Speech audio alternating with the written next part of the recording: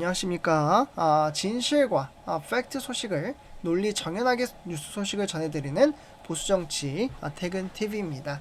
오늘도 자유민주주의를 수호하며 우리 보수의 미래, 정말 우리나라가 올바른 길을 가고 있는지 오늘도 우리 퇴근TV 가족분들과 함께 살펴보도록 하겠습니다. 제목을 보시다시피 오늘 전해드릴 소식은 최근 정치권에서 큰 화두가 되고 있는 바로 이진숙 방송통신위원장의 직권면직 논란에 대해서 좀 말씀을 드리려고 하는데요. 저는 이번 사태를 보면서 이진숙 위원장이 정말 보수 진영의 여전사라는 생각을 다시금 하게 되었습니다. 지금 제목을 보시다시피 뭐라고 되어 있죠? 이재명 대통령과 각세운 이진숙. 지금 이재명 정부와 상당히 잘 싸워주고 있죠. 네, 이에 따라 별칭이 보수의 여전사 이렇게 불리고 있는데요. 이진숙 이제 방송통신위원장은 지금 이러한 이제 정치에 따르는 감사원 고발이라든지 아니면 정치권의 압박 속에서도 결코 물러나지 않고 오히려 더 당당하게 맞서 싸우는 모습은 단순한 공직자의 태도를 넘어선 용기를 보여주고 있습니다.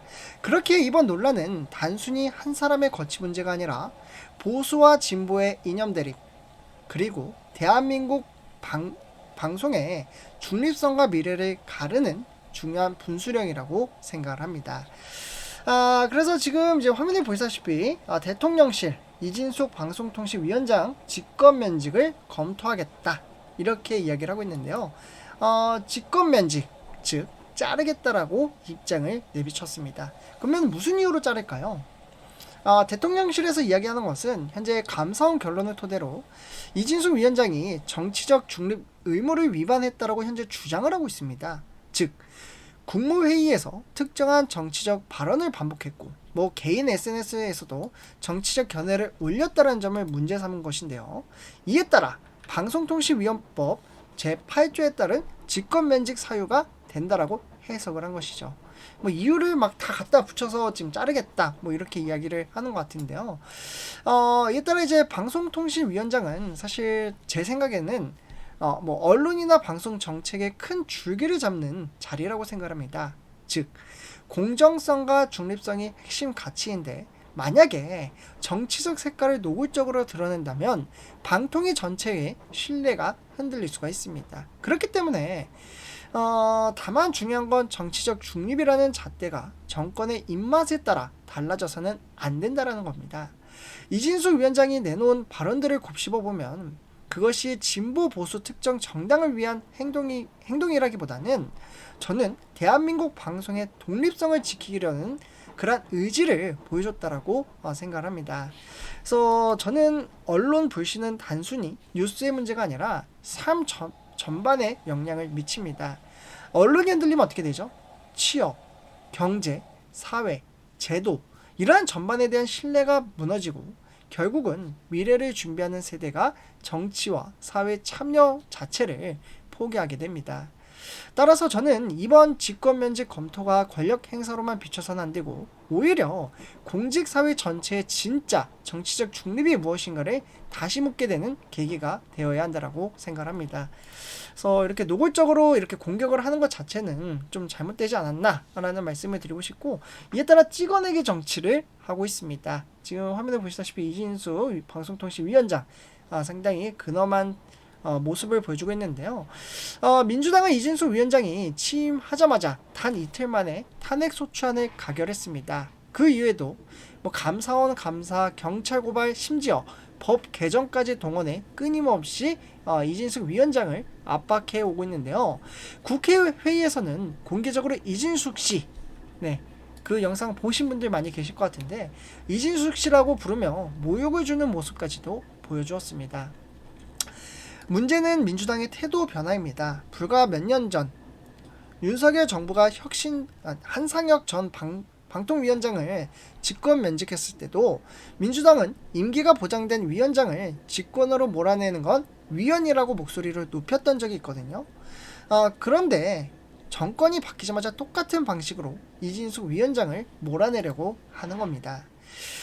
저는 이러한 모습을 보면서 정치권의 모순을 다시 한번 확인하게 되었습니다. 말로는 원칙을 외치지만 상황이 바뀌면 손바닥 뒤집듯 이렇게 뒤집듯 태도를 바꾸는 것, 바로 이것이 국민 신뢰를 무너뜨리는 가장 큰 이유입니다.